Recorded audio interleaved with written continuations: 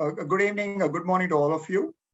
We have a fascinating topic today, and it's amazing, to see the three stalwarts with whom we'll be talking today, because acquiring early customers is more an art than science, and that's what we're going to understand further today, because it's a significant milestone for any aspiring startup to reach that 100 customers. What a milestone! Just exemplary, looking at the way the business can achieve that number. So this 100 customers is a major milestone for any aspiring startup. And I, being a cricket fan, scoring a century in any format of the match is so amazing. So I'm so proud to have these three startups with me today. To introduce me quickly, I'm an angel investor, and I'm therefore even more fascinated by, the three founders out here. Reason being, I think whenever we make an investment, we always look at, who are the first few customers, because they lay the foundation for the business. And we also know that the customers, initially fund the venture. So more than anything else, seeing the customers coming and joining the startup is a tangible indicator of progress. On that note, let me first of all wish all the three of them many congratulations for having, crossed this amazing milestone. And let me begin the session by introducing, by asking each one of them to introduce themselves. I'll first start with Soumajit. Hi everybody. My name is Soumajit. I am the co-founder and CEO of Stitched. We are a youth fashion brand, an affordable youth fashion brand. I'll pass on the stage to the next. Thank you so much. May I now CP Chandra Prakash, to introduce. Yeah, thank you, Shekhar. I think we may call you. So I am Chandra Prakash Joshi here, co-founder and CEO of iXambi, helping student of tier 2, tier 3 town student in finding out jobs, primarily focused on the government job right now. Thank you, CP. Over to you, Anup. Hi, everybody. I'm Anup Kurup. I'm a marketer and a co-founder at San Angels, the angel investing network. As I said, fascinating meeting you all because I'm a Pakka finance guy. So let me ask you the first burning question that is in my mind. We all know that, getting a customer itself is such a mammoth task. Getting to 100, unbelievable. So the question is very simple. What tactics are there? What is it, that you do as a strategy, to acquire or achieve this big milestone? I'm going to start with Soumajit. Right. So I think a lot of the effort to get to the first customer, the first 100 customer was done before we went live, to really understand what is the product or service that you are selling. We are a B2C brand, we're a D2C brand. So the end customer, what kind of demographic, what kind of profile we are looking at. We are an affordable fashion brand. And from my and my co-founder's personal experience, we realized that tier 2 to tier 6 is probably the area where we wanted to play with, at sub 500 average ticket size of apparel, Western apparel, whereas Myntra's and the other fashion players of the world operate at 1,600, 1,800 plus. So we wanted to bring down the cost price to 500 rupees and have abundant choices as a brand. So I think the first initiative that we did was really do a lot of market study, market research, which kind of geos people are looking for, Western fashion, Western casual at that price point. We knew that tier 1 would be a difficult target for us because people are very brand conscious, whereas tier 2 to tier 6 people are price conscious. Right. At the same time, we knew that if you start posting on our social media, our friends and family and colleagues will start buying, and then that would be a weird number to look at. So we went live, and I think we had a problem initially because we did not have delivery partners signed up. We went live very fast, thanks to Capillary, and so we started marketing in Bangalore because I actually wanted to deliver the packages myself and talk to the customers. So I think on day 2, we got our first customer. That was on February 22nd, which is when we have our Founders Day as well, 2019. And that was from HSR Layout. I personally went and delivered the package. First month, we got around 17 orders. Month 2, we actually had all the delivery partners signed up. So we opened up Pan India. We got close to 500 orders. We were spending less. We wanted to get a lot of feedback from customers, understand where things are going right or where things are going wrong. Whether something like this is, wanted by the customer, if people are actually looking for an affordable fashion brand, or would a Vishal Mega Mart be sufficient for them? So yeah, we took baby steps. By the 4th month, we had crossed 2,500 orders per month. So I think a lot of due diligence in terms of our customer persona, tier 2 to tier 6, 18 to 25 age group, people at low, middle income or lower income group, people who do not want to spend more than 500, 600 rupees a month on fashion. So once we realize that, then the channel becomes immaterial, right? You use Facebook or Google or affiliates or campus ambassadors and stuff like that. That becomes immaterial because you know exactly who you're targeting. Absolutely exemplary. What you are basically telling us is market study, market research, ensure that that gives you the data points, for you to analyze your customers. Beautiful. Over to you, CP. I think similar to Somjit, we are also B2C. We have two products. One is a small ticket size. So we are into the online learning space. We initially launched a mock test. Mock test is the simulation of the real exam. And the ticket size was closer to 100 to 100 rupees. So that we sold first 100 customer without any direct talking with the customer. We uploaded these mock tests on the website. Some people did the free trials. They liked it and they bought it. But the more interesting experience was when we launched the online learning course, because there the price ticket size increased to average 3,000 rupees. And there I made calls personally to about 35 customers who were interested. Out of that, 12 bought, and that was our first batch of online learning.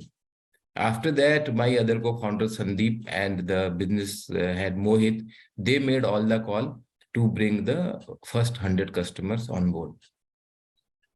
Quite exciting, CP, when you say the mock test and the trial, and how that evolves and helps you, do the later part to get the 100 customers. Fascinating. Anup, you have a very fascinating profile, because besides being part of the San Angel network, you were part of a startup which was into IP and now into marketing. So would love to hear your journey to get to that 100. Oh, I have a history before that. I was a researcher blowing things up in a lab. So yes, dabbled in multiple fields. But then here is the thing. What CP and Somjit actually mentioned is what I look at when I go to a client and look at their marketing. Firstly, if you don't know whom you are selling to, there's no point building anything. Right? And this is very common. People start things because they are very skilled, they have a passion, or they are from that industry. So they go and build something, and then they wonder, why am I not able to sell? So a good example, or rather, let's take a way of a framework of thinking about marketing, right? You're on an island. Your customers are on different islands. So there is one island which has a massive concentration of your customers. So think of the target group, right? So your job is to build a bridge to cross from one place to another. Now, if you build a bridge thinking about yourself, you'll build a bridge which is circling your island, and then wonder, what is happening. If you build a bridge to the island that you want to really reach and understanding the requirements, then you will build a bridge there, right? That's a channel, that's communication, messaging, all these things come there. But a very simple thing, if you build a product without understanding who the customer is, what they want, it's going to fail. And I really appreciate the way CP and Somjit did that. I mean, the Western world, they call it dog fooding, they call it, talk to the customer. There's so many terms, very simple thing. How will you understand somebody's requirement unless you go and speak to them, observe them, see them in their natural environment, and, see how these people are actually behaving? So this is true of B2C, D2C startups, where there's an end customer and mass number of customers.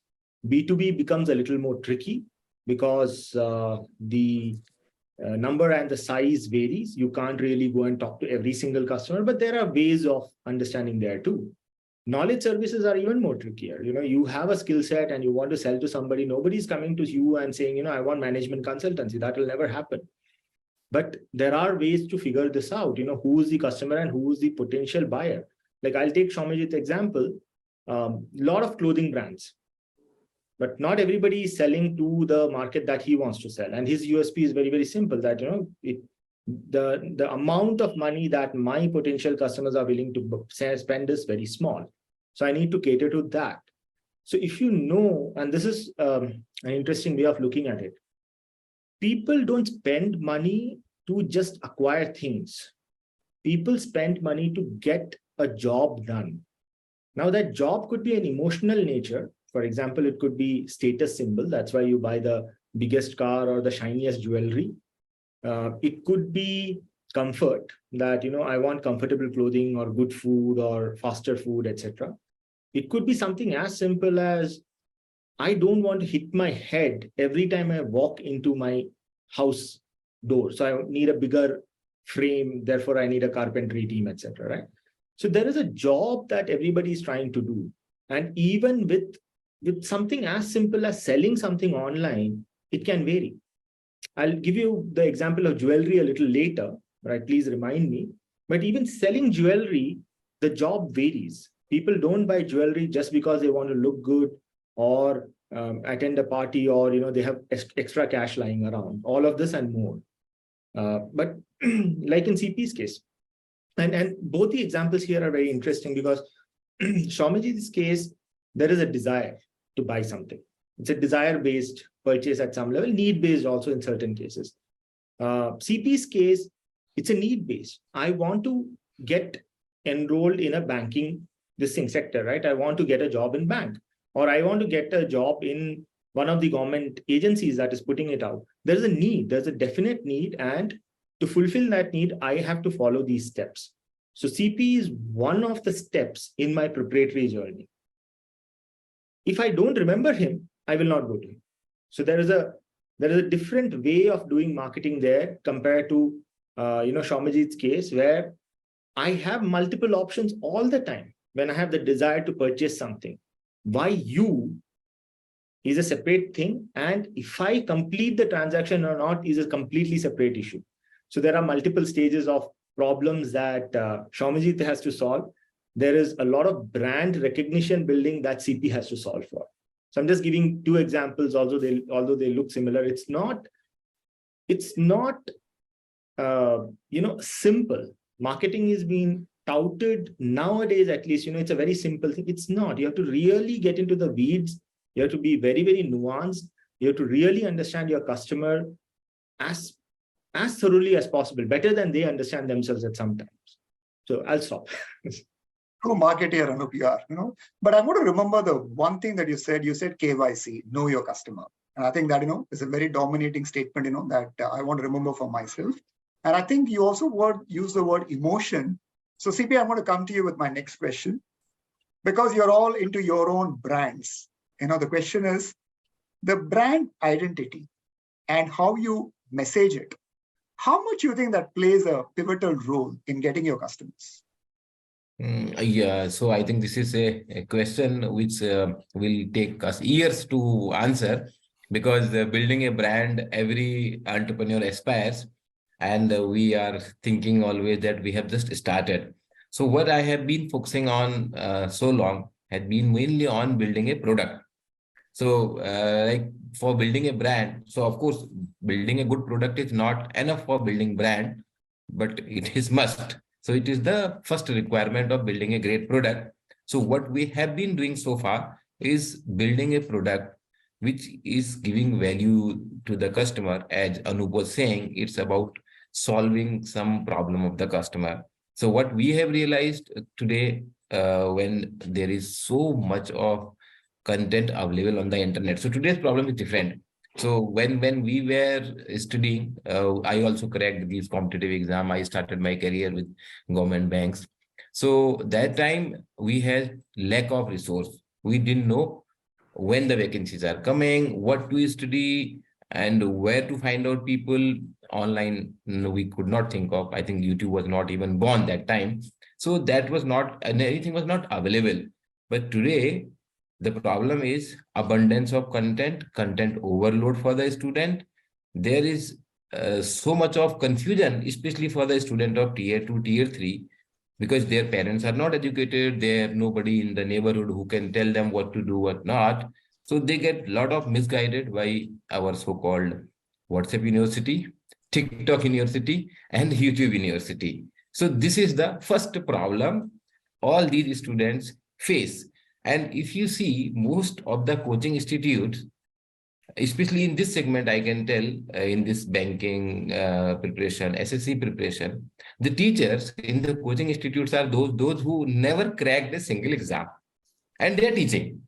So in case of IIT, etc., I know for JEE, the teachers are also coming from the background who have cracked JEE with good rank also. So they see the career is good in teaching and they join. But here it is not that glamorous a career. So most of the people who are teaching have never cracked the exam. They are decent in teaching one course, one subject, maybe it is English or reasoning, but what about first career guidance, whether NABARD is a good job, or SEBI, or a bank PO, or LIC, or doing an MBA and going for a private job afterwards. So these students have no guidance. So first what we do, we bring these kind of expert. If we see in our platform, we have about 10 people, those who have cracked these exams and those who have worked in banking sector, including in RBI, SIDBI, Union Bank, NABARD. So these people personally guide these students. So that helps in building the brand, you can say, is at least in giving the confidence to the user that this is a credible platform. And then when it comes to the product building, so what we do, we keep our content very, very crisp, because student or anybody today, time is the constraint. There are so many things to do. So there is no time, no extra time available. They have to do college, they have to do, some of them are doing jobs. So we keep our content very, very crisp. And our tagline is 50% faster preparation, because our content is less. So we focus on that. So we are doing two things: keeping the product differentiated in terms of the crisp content, 50% faster preparation. And secondly, building the credibility with the help of faculty members, those who have gone through the journey. CP, wonderful, because you spoke about crisp content and the credibility. And I will never forget, one of the statement that you said, that the very reason why you're doing this business is your passion to pay back to the society by educating the students. So hats off, CP, keep doing this great work. Shomajit, I'm going to ask you the same question, because again, you have a branded, sort of business. Tell me, what does brand identity, what does this messaging, do to the customers? See, the brand as a perspective, there are two different notions of brand, right? So one is what you project to your customers, the kind of messaging, the kind of imagery, the kind of post that you do, your logo, whether people know your name, that's one part of it. The second thing is how much of money you are spending towards doing the branding per se, right? I believe that branding, the messaging part of it and the way you present your company or your product is a part of the culture of the company. So once the top management starts talking to the members that this is what we want to present, we want, like for my team, I tell that Stitched has to be like a bold brand, right? So the font usage has to be bold. You can't have cursive writing fonts and stuff like that. But after a point of time, what becomes important is when you are at a certain level of market reach, you need to spend money on branding to go above your competitors, right? So think of an example like Shein. I keep taking the name of Shein because globally they are our biggest competitor. We want to be Shein plus eventually globally. And we are already in 2 countries. We are starting off in 2 more countries this year. The idea was that when Shein was there in India, you would not have seen them spend any money on brand marketing. Not a single hoarding, not a single TV ad. They spent a lot on campus ambassador program. They actually reached out to audience. They tried to see the market that they have to capture, right? Once, and I think if your product is sorted, if your value proposition is there, for us, there are 2 value propositions, right? So one is price point. The other one is the number of choices. So we realized from social media chatter that people are looking for new styles every day. Fashion, usually there are 2 seasons. There's spring, summer, there's autumn, winter. We wanted to launch new styles every day. And that's where we created our own proprietary technology, which we patented as well. So if we have the value propositions right, if we are targeting the right audience, the sale is about to come, the orders are going to come, and eventually there would be the retention rate that we have to look at, mouth. And honestly, nowadays, thanks to social media, branding can happen overnight. One post or one certain event can catapult your brand to a whole different level, even if the brand has already shut down, right? Hashtag shut. So even if the brand has shut down last September, people are still saying that what a wonderful startup it is. So you never know what it takes for you to actually catapult your brand to the next level. But I think what's important is the messaging should not change. The overall ethos of the brand should not change. And there might be a conscious decision 5 years down the line that, okay, now we have taken, say, 2% of the market share. Now we want to do minor modification to, our brand ethos. That is fine because people already know about you. But I think it's a little bit overrated when people start doing brand marketing from day one without really testing the waters, because brand marketing is more carpet bombing. So you are actually not talking to your customer, you're talking to everybody and then getting a mixed reaction from people. So for me, it's that the first few years should be all about your product market fit, and then you use branding to go to the next level. Wonderful, Shobhajit. You're just reminding me that I should fix this message into my system. Consistency in the way you message, that's very, very important. And ensure that you maintain the brand ethos, because we always speak about brand equity as the most important essence of any business. Lovely. Anup, I'm going to come to you with a different question, because Shobhajit spoke about the product market fit. And I, as an angel investor, I'm quite fussy about this product market fit. So my question to you is, how much does this PM fit is so relevant, to the whole business of acquiring customers? Acquiring, I'm sorry, last part was a little missed off. The product market fit, how relevant it is, for acquiring the customers, how important it is. That's the only factor for acquiring customers. I mean, forget everything else, like branding we spoke about, right? And Shobhajit is right. That's a consideration you have after you have your first 1,000 customers, probably, because that's when you want to scale, everything else is working, right? If you do not have a product market fit, then frankly, you are just hunting for a business model, right? And that may take forever. And we know of quite a few businesses which have never figured out a business model. And by a business model, I mean something profitable, right? There is no zero profit margins most of the time, deliberately or otherwise. Unit economics don't work. So you have a product that people want, but they don't want to pay money for it, right? So it's a nice to have, but it's not a must have if I have to pay a slightly higher premium.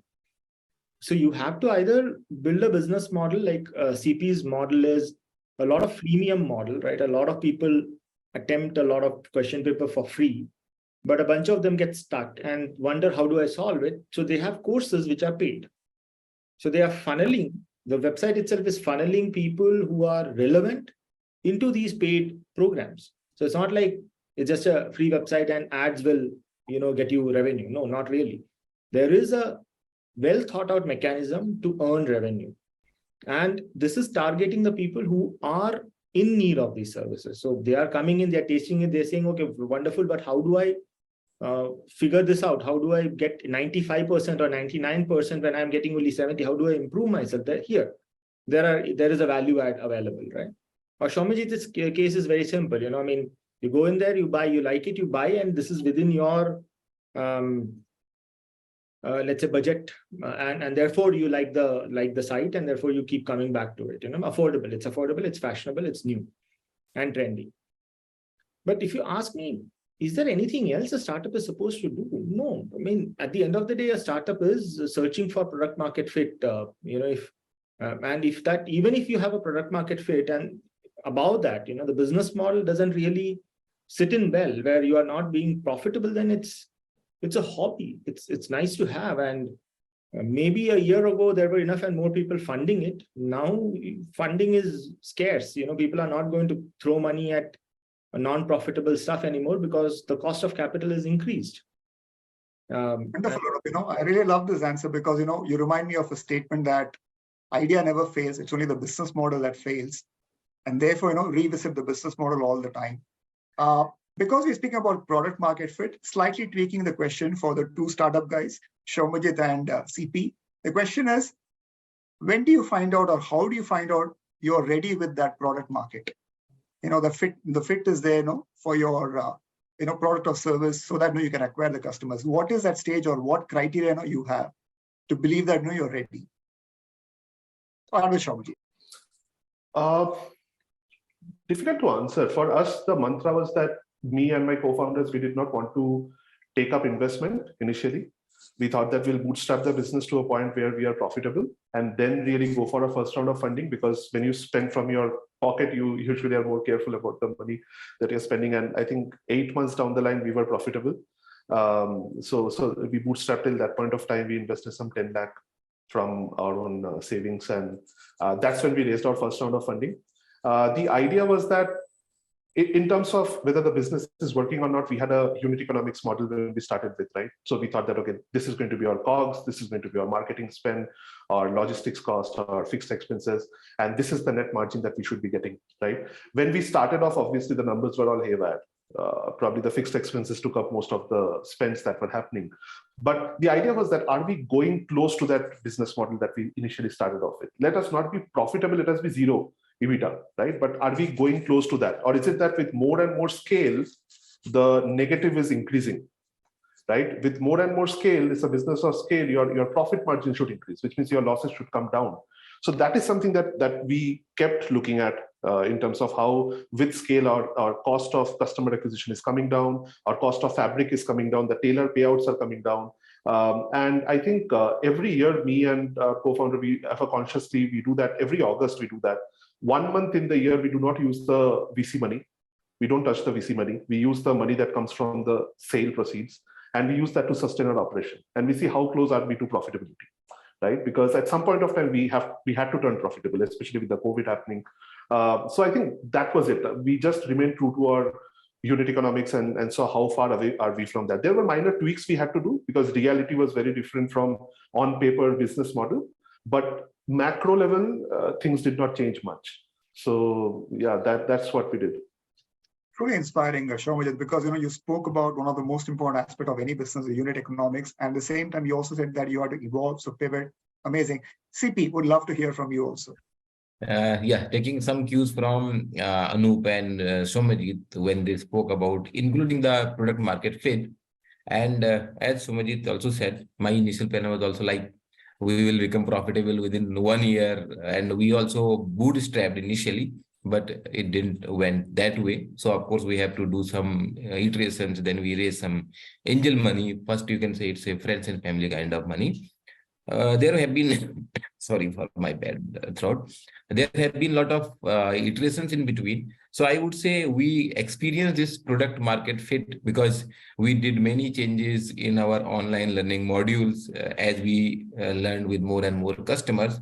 But at the same time, I would say here, there are some geniuses, some genius product managers who can actually build a product without going to the journey of product market fit.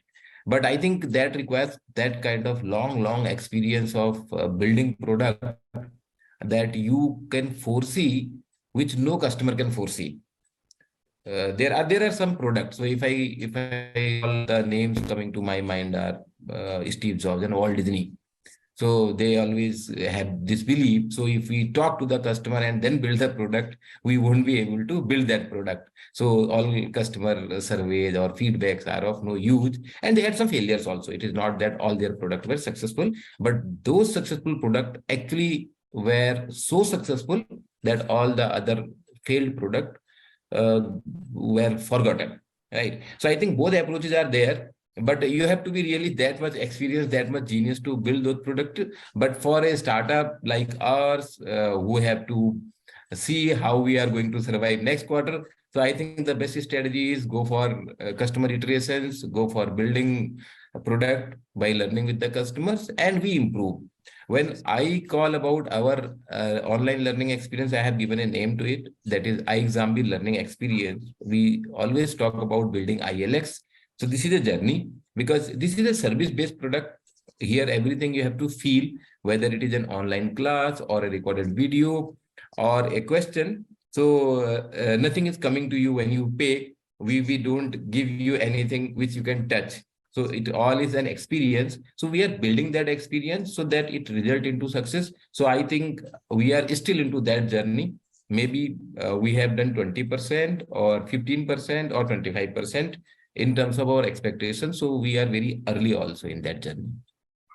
Love your answer, CP, because you are, reminding us of getting customer feedback all the time. Probably in whatever field we are, it's always, good to have the customer feedback. And I love the word iterations because that's how, you actually grow, you learn, and you become better. Because Shomajit spoke about unit economics, a question to you, Shomajit, and probably I'll also ask the same question to Anup and CP. You spoke about CAC, and therefore the question is, how do you sort of track your customer acquisition? And how do you ensure, that there is retention in the business at a very early stage as you're growing? What do you do, to track them? Customer acquisition cost is, it kind of depends from business to business, but Essentially, the framework that people would follow is, one is customer acquisition cost from paid marketing channel and blended customer acquisition cost from paid plus organic channel. And you really need to have a CRM tool. Either you develop it in-house like we did, or you need to use a CRM tool to be able to understand the lifetime value. The secret to this is customer lifetime value plays a very important role in understanding the value of your CAC. So there are going to be multiple channels from which you acquire customers, right? And you can say that, okay, Facebook is giving me 1,000 customers a month, right? Google is giving me just 200 customers a month. But then what is the quality of customers that you're getting? That you get to know from the customer lifetime value, right? And for us, customer lifetime value is thrice for Google than Facebook. So if you look at a longer term, the kind of customers who come from Google, who have shown the intent to buy online because they have an aspirational value to look like a tier 1 kid, but they can't afford that, they keep buying from us, right? And then you can measure your retention rate in multiple cohorts, right? So for us, being a fashion industry, and because I used to be associated with Jabong, my co-founder was with Amazon, we kind of have the 6-month rule. So we look at month 0 and we see how many of those customers have bought over the next 6 months.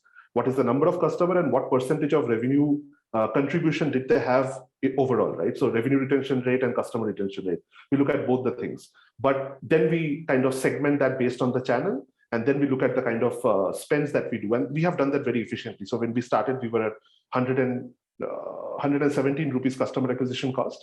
We have been able to bring that down to 41 rupees blended customer acquisition cost. And you always need to understand that the organic channels will supplement your customer acquisition versus your paid.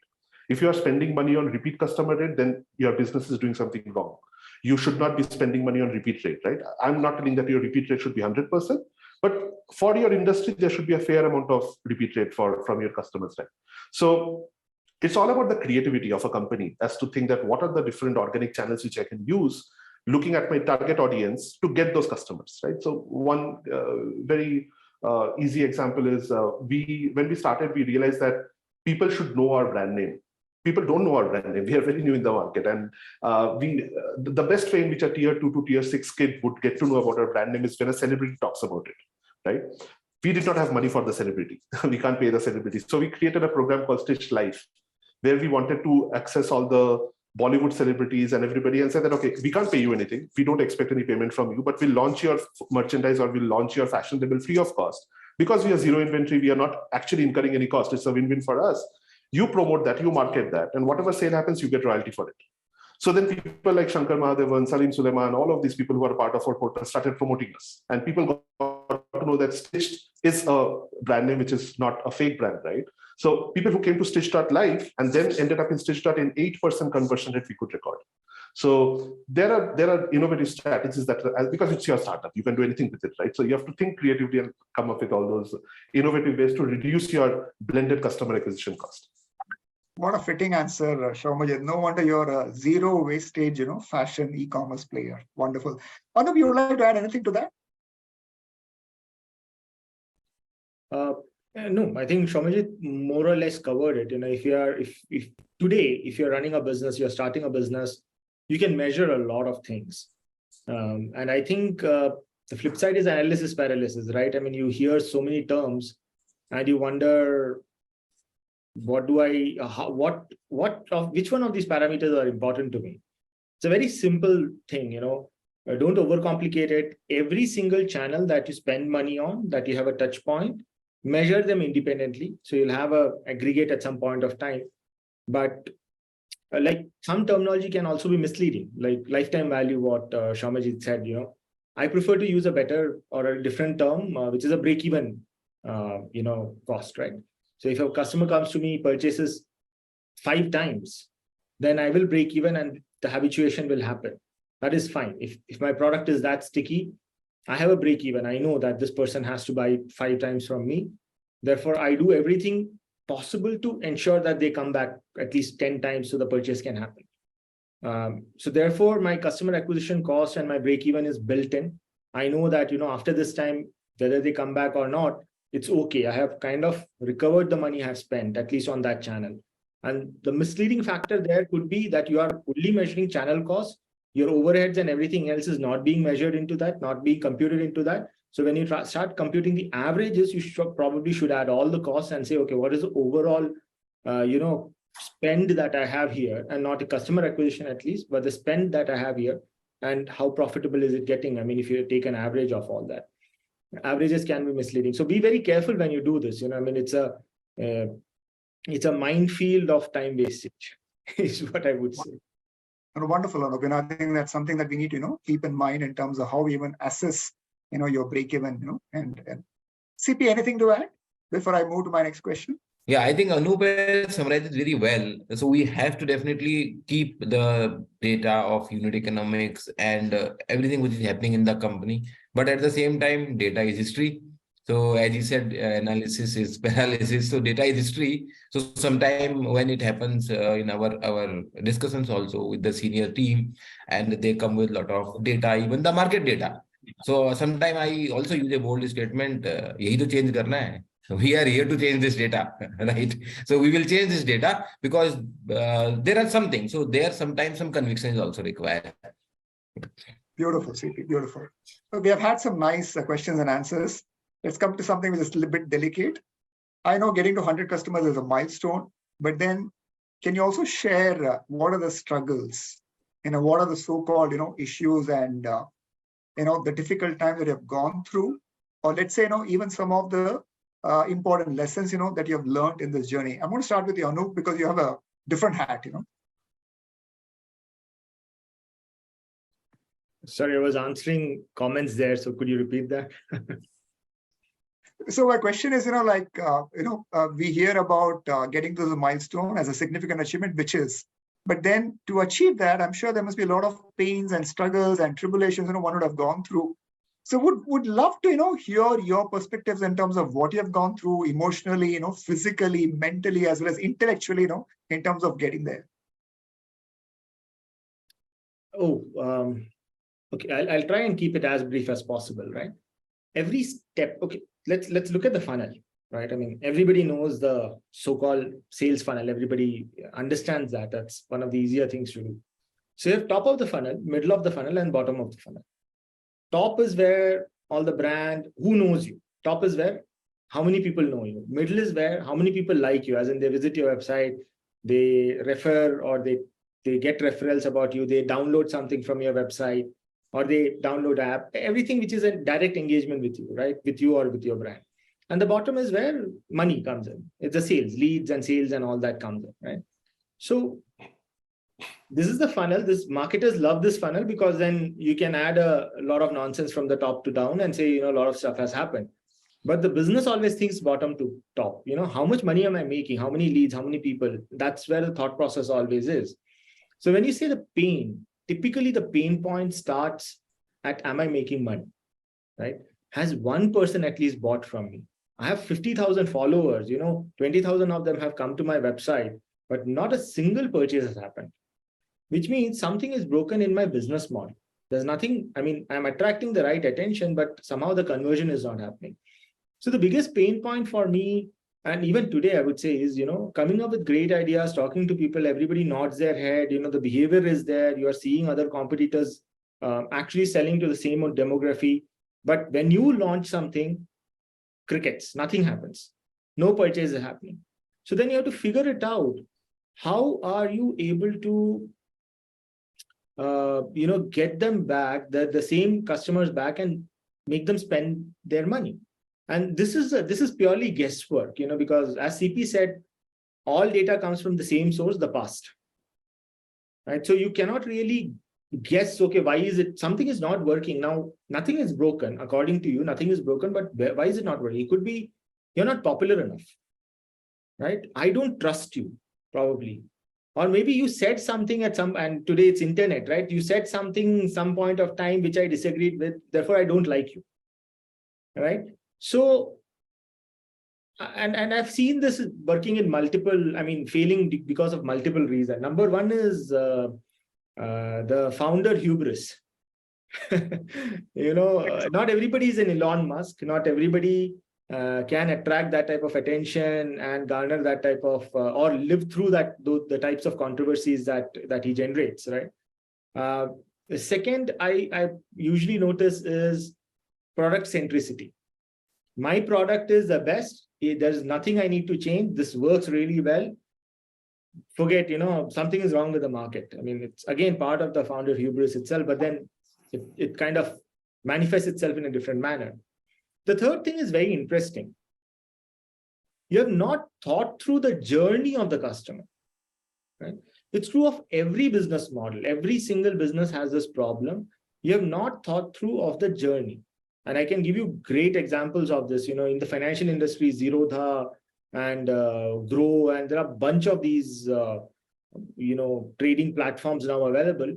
Some of them get really good traction because the journey of the customer is so easy, right? And it's very, very centric to the demography or the culture. In India, when you start, you have to make calls. People don't know you. You have to build that familiarity before people buy. There is another factor, right? Which is you're spending money, you're doing a lot of things. And this, let me go back to the jewelry example, right? Which I had said I will go to. I'll take a particular example of jewelry between 500 to 2,500 rupees, silver jewelry, right? It's affordable, supposedly affordable. It's easy to purchase online. Everything is there. All these factors being, why should I purchase from you? I don't know you. That's number one. Number two, why should I purchase this jewelry? Right? You're not giving them reason enough. They come to the website, beautiful looking designs, really attractive stuff. They browse through the website and nothing happened. Why? Because all you have is display of jewelry, one after the other. There are photos, fantastic, but there's nothing else. There's no connect. The journey is not, and this is again, I was working with this company selling jewelry. So I can tell you, when we went out in the market and actually spoke with women, and the demography was younger women, they all nodded their head. Everything was fantastic. Nobody purchased anything. It was very apparent that we are missing something, right? And when we again and again went back and looked at the data, looked at the interviews, sent, the same demography women out there to talk and all that, what we figured out is, what do I wear this with? Beautiful butterfly shaped necklace. What does it go with? I don't have the knowledge or the sensibility to understand how to pair this with something else. Do I wear this with a dress for a mall outing with my friends, or will it go well with that supposed party in the pub that I'm supposed to go to? Or does it make me look too juvenile, or does it make me look too mature? No sense of that is available with that demography, right? Very young women who are coming into, after education, they're coming into the social circles, etc. They're not aware of this, and nobody has trained them. So there's a gap in the customer's decision-making journey which needed to be fulfilled. And now once you start pairing it with dresses, right? Once you start telling story for a party, for the friends meetup, for the social gathering, for your family meetup, suddenly these small terms, key terms, started making a lot of difference in the perception. I'm giving you a very different hatke example here, but it is true very interesting, a lot of places. Yeah, very interesting. And thank you for giving that example, because probably that sets the context also in terms of the journey we have gone through. But because Anup used the word demography, CP, I'm going to ask you the same question, because in your case, it's essentially the youth, the young minds. And we all know that they crave for instant gratification. Success, abhi aana chahiye. What is it, that you have gone through in this journey of acquiring, the customers?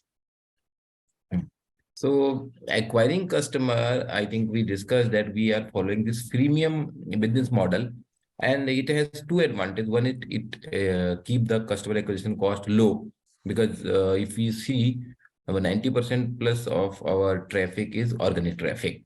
And we are also doing a lot of promotions on the social media. And secondly, this freemium content, what they get in form of free mock test and some PDFs, we give a lot of PDFs, which are short notes for different exam, especially like general awareness, current affairs. People can download. People do not have that kind of bandwidth all the time, especially in tier 2, tier 3, that they can always connect. So people prefer to download these PDFs. Very, very popular. So two things happen with this. One is that we get a lot of customer details who later can, user details rather, who later can become customer. And secondly, there is a brand promotion. So because they have used the free product and they find the quality is good, even if they don't buy, definitely word of mouth, that thing goes. From iXambi, we are getting something and they don't charge. So we have actually got many comments from some students who have not bought anything from us. They used only the free content, and then they got selected and they wrote to us, including in the social media, YouTube, Quora, etc. We are very grateful to iXambi for providing all this content free. I got selected here. We then took their interview, published that in our YouTube channel. So actually this helps in overall brand building also. And in our case, the content, once we have created, it goes to 500 people or 5,000 people or 5 lakh people. For us, the cost is not increasing. So this model works for us. May not be working in all the time, because here the product is little different. I think I could answer. Yeah, you could. I mean, your answer is more, to say that it is gratifying in your business. Even if these guys, want to get to success quickly, that's amazing. But CP, let me ask this, one more aspect. What difficulties have you gone through in this journey? Because we have heard of ICTs. What difficulties have you? Yes. Actually, you asked this earlier. So in between, Anup spoke. So I missed this. And this is important to understand, because I don't think there is any startup which has not seen difficult time. So even the most successful one. And whenever such difficulty comes, so we always feel we are getting prepared for the bigger struggles. So the toughest time we have seen is just at the time of COVID. So COVID overall was good for EdTech, and eventually it helped us. But when it started, it was March, and we had a term sheet from a VC. The interesting part is we had almost no money left in the bank, because then that discussion was going on for last 3 months, and now we knew that this money is coming, so we were still spending the money. So suddenly on 23rd March 2020, they said, sorry, we cannot go ahead with that transaction now because the situation has changed. There is so much uncertainty. We cannot go ahead. And in fact, I was not shocked, because somewhere I was guessing anything can happen, because I was also reading what is happening in this environment. And I, being an ex-banker, understand unless the money has gone into your account, it is their money. I, as a banker, also used to do the same. So even if the loan agreement is signed, it is us to decide when to disburse or maybe not to disburse. So it was not very shocking to me, but yes, it was very painful. So this was, then I thought, okay, let me wait for a week, because we have to build whatever number for the financial year. 1st April 2020, we had a team call, and by that time everybody was work from home. So I said, Prime Minister had said, Atmanirbhar ho jao. And we have to also become Atmanirbhar, because now we are not getting this money. So whatever we are earning on monthly basis, we will spend that much only. There was challenge, but I think there was one good thing, that time finding a job for others also was difficult. So I said, even if we have to take a salary cut, because we have to take a salary cut, maybe 20%, 25%. So we will go ahead with that.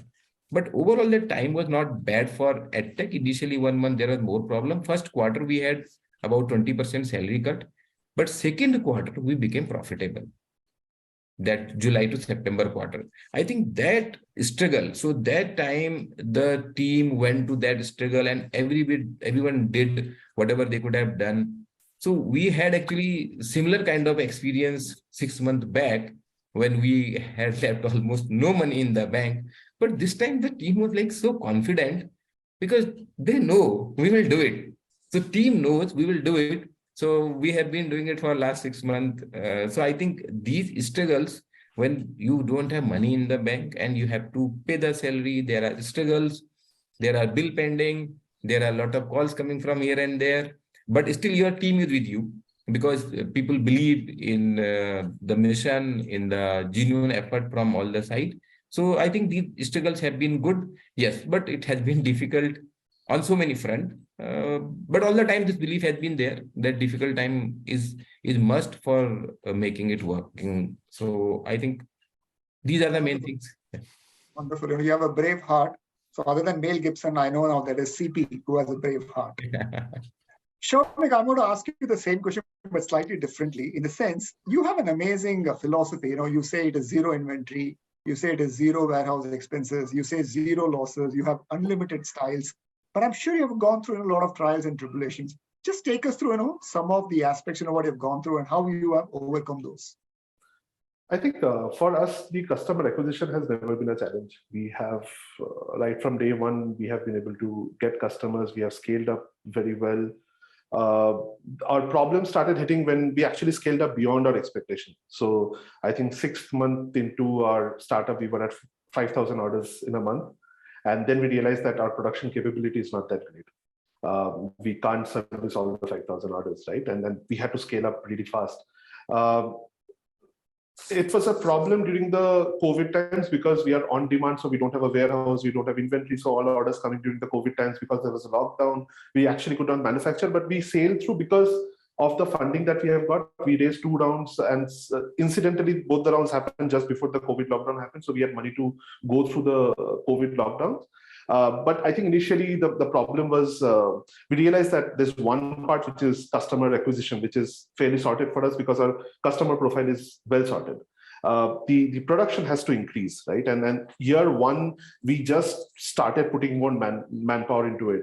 We started thinking that, okay, more and more labor or more and more hands can help us solve the problem.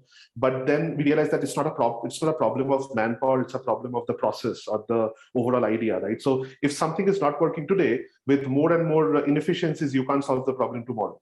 So we, and at that point of time, we were also fundraising. We realized fundraising was never a problem for us. Like CP was mentioning, for us, fundraising was not a problem because early on we realized that fundraising is a different ballgame altogether. We showed that we have a 60 lakh monthly revenue. We have a 25% customer retention rate. We are growing 50% quarter on quarter. Funds would say that, hey, we are not very sure about it. Let us watch and wait for a couple of quarters more, and then we will decide. Next, I get to hear that the VC has funded a company which has 2 lakh of monthly revenue. All they have done is added a pocket in a leggings. So we realize that fundraising is a different ballgame, has nothing to do with your business because hardly anybody understands your business. Only you understand your business.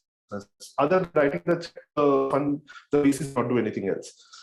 So we understood that. We talked to a couple of mentors. We changed our pitch deck to a point which was not even looking like our company, and we started getting funds.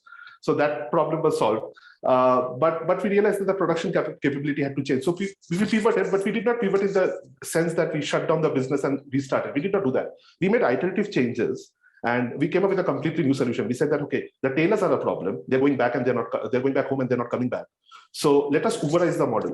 Let us completely change the model of tailor to an Uber-like model where tailors can come, they can do the work, go back home and get paid a percentage as per our unit economics, right? That really worked well. And within the first year, I think after we pivoted, we got 150 tailors in the ecosystem. Right now, we have more than 800 tailors in the ecosystem. No fixed salary, no expenses on the machinery, absolutely lean operation. The hub is just 600 square feet space, but it works like a clockwork. It works like a charm, right? So I think the iteration really helped us understanding where it was going wrong instead of like Oyo did, right? At one point of time, Oyo's philosophy was if you have a problem, put more manpower into it and solve the problem. But when COVID hit, they understood that we have to automate a lot of things. So remove the manpower and automate, add more technology into it. So we very early, we learned that and we could adapt to the situation. Shomik, absolutely inspiring. So is the case with CP as well as Anup. I'm just reminded of one statement: push through the pain. On the other side is growth. Just keep, that persistence. I think growth will come. I'm looking at the questions, but I'm so happy, that both CP and Anup, have already been answering the questions. Given the time, I come to the last question, which is the most important question for all of us too. And the question is, I want to start with you, Shomik. What is your advice to the founders, to the startup ecosystem, in terms of how they should go about the process of acquiring customers and reach that 100 milestone? What is your advice?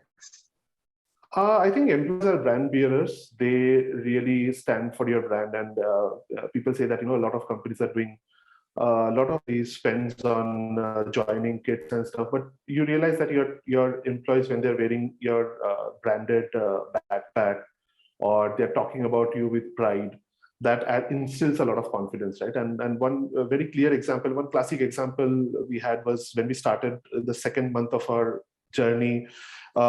We got orders from a lot of tier 1 people from Delhi and Mumbai, typically age group of 30, 32, which is not even our target audience, right? And then what happened is, as expected, they come back and say that, hey, this is a non-branded stuff, so this looks cheap.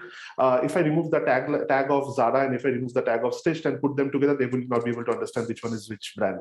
But they will say that, okay, because I paid only 399 rupees, Zara is sending it 999, this is a cheaper product, right? And we realized that, and then I think even before I could respond, I could see my team members really stand up for it and really talk to them on social media, explain to them where we are different, how we are different, the quality difference. And we have some of the most repeat customers that we have from that point of time, because these members, I don't call them employees, I call them team members. They are really our brand bearers. They stand for the brand. We need a photo shoot to be done. You will not find a single in House of Stitched or Stitched Life, you will not find a single model photo shoot done. All of these people are our members. They go, they wear the stuff and they take the photo and they upload it on the website. Everybody has access to, you know, every report. And we have every Friday we have a stand-up where everybody comes in together and everybody presents how the things have progressed, right? And then what are the problems that they have faced? What is the plan for the next week? And you know, how can everybody else help them solve the problem? So I think it's very important that they feel a part of the brand. Otherwise, it will be like a revolving chair. They'll come to your company, they'll work for a couple of months, find a better job and move out. Unless they feel that it is their company and you are able to build a core team of 20, 25 members who are going to be with you through the tough times. And we have been through the tough times, right? So there are a couple of people, I would like to mention a few names, but it would be unfair on the others. So they have actually gone through the tough times. So they've said, okay, it's a lockdown. We are sitting at home. Let us all voluntarily take a pay cut. Right? Because the investor money that has come in, we know exactly where the money was supposed to be invested to start a Dubai operation, to go UAE, to, you know, start up a couple of new funds. But we know that we are not doing anything because there's no incoming money. So let us take a 40% cut or a 30% cut. Me and the co-founders, we obviously went for a 100% cut, but those things were really very inspiring for all of us. Truly inspiring, Soumik, because, you know, you speak about, you know, the sense of belonging. And that's what we always say, you know, teamwork makes the dream work, you know, so that's what it is. Over to you, CP. What is your advice? I think one thing is that it will vary little from business to business. But I think one thing is common, because when I heard Somjit also, he said, I wanted to go to the customer myself for delivery. And I have heard the same kind of story from many founders. Coincidentally, maybe probably it happened with me also. As I said, I also made such calls. So starting from the founder, it is very, very important that the founder themselves do the first sales themselves, because it is more about learning. And first 100 customers, if they can bring 10, 20 insights in the founder's mind, in the top team's mind, so that will help in building not only the sales processes, but also some good quality product, or solving the customer's problem in Anoop's words. So we will be able to solve the right problem also. This is, I think. Very nice. You know, you spoke about leadership, which is so important, you know, to show the leadership. And a leader is someone, you know, who not just, you know, knows the way, shows the way, but goes the way. And I think both of you, you know, Soumik and Anoop, you know, I mean, CP, you know, you're saying that. Anoop, I come to, you know, in terms of, you know, what is your advice to the startup community, the founders? Incidentally, I've worked with a lot of startup founders over the past 14 years. I see some of the issues being repeated again and again. I think things are getting better. The only advice I have is know your customer from the perspective of the problem you're solving. You know, you don't have to really know all they do in their life, but from the perspective of the problem you're trying to solve for them, know your customer really well inside out. In the example I gave of jewelry, where there was a lack of understanding, right? It's your job to solve that issue so that you enable the customer to buy from you. If you have to educate your customer to enable them to buy from you, then it's your job. It's as simple as that. You cannot stick to your product and say, oh, everything around outside of this purview is not my worry. No, not really. If there's a nascent market, you're entering the market, you have to educate, you have to do it. So know your customer, know the journey, know the bottlenecks in the journey, know the difficulties in access. For example, CP, one of the issues might be, you know, internet activities, internet connectivity, internet bandwidth availability or the ability to afford the bandwidth, where required. So you have to see this and solve for it. And you will never have a perfect product. You will never have a perfect pipeline. You will never have a perfect marketing. It is iterative and cumulative. So you take one step and slowly you build it up. But don't keep changing. Right? One of the mistakes I see is if your message is not consistent, if your message keeps changing, then you're confusing everybody, including yourself, because your operations cannot scale. Your customer doesn't know where to come from, what to, because at the end of the day, customer is trying to place you in a bucket, classify you, which is called positioning. Basically, they are saying, who are you for me? If that bucket message changes, they're confused. Oh, yesterday you were saying you are a sports car, and today you are saying you're a family car. I mean, it just doesn't gel well. Right? Getting it right, being consistent about it, using one or two channels, iteratively accumulating that knowledge, that wisdom on how to approach the customers and how to convert them takes time, takes patience, takes a lot of hard work and monotonous work at that. If it is not boring and if it is not repetitive, then you're doing something wrong. What a fitting summary, Anup, CP and Shauk, KYC, which is know your customer, leadership, and then a sense of belonging. Guys, it's been a privilege and pleasure hosting you. I'm so thankful to Anup, to CP, and to Soumik, for being here and giving, your pearls of wisdom. I'm sure many of us, have benefited, from your experience. And I thank all the attendees, who have joined today, because this topic is one of the most important topic, in the life of a startup. How do you reach, that amazing 100 customer milestone? So on that note, let me wish you all a very good evening, or, greetings, wherever you are. And we wind up this session. Once again, Anup, CP, Soumik, thank you so much for your time.